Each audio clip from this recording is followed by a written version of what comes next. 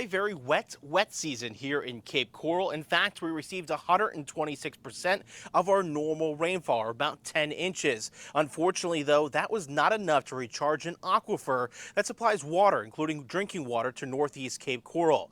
I'm Fox 4 meteorologist Andrew Shipley, and I spoke to the South Florida Water Management District about what that means heading into dry season. We're somewhat disappointed in the response of the aquifer over the summer.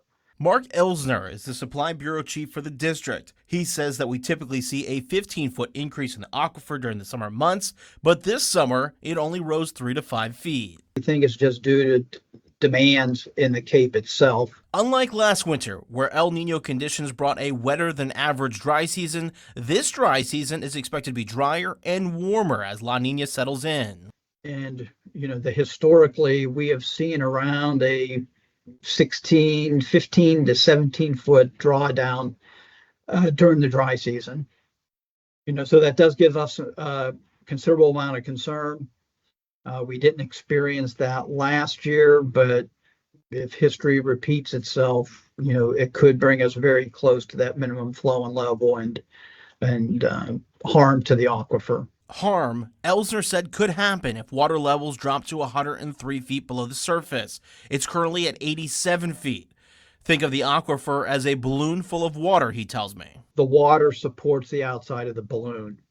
So when you drop the water level in the balloon or take water out of it, the balloon will, you can compact it. It's mushier.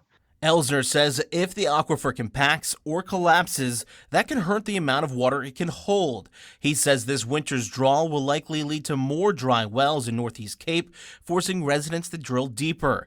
Lee County is putting in regional services to reduce the demand on the aquifer, but that could still take some time. The first part of the work was originally set for completion this year. Now our understanding is it's the end of 2025. And that's just the first quadrant of the work. The latest we saw from the city was it could be till 2035 before all the residents in this area would be served with regional. With the expected drawdown this winter, Elsner says it's going to be very important for those on well water, including in Northeast Cape Coral, to conserve water and follow the coming restrictions. In Cape Coral, meteorologist Andrew Shipley, Fox 4.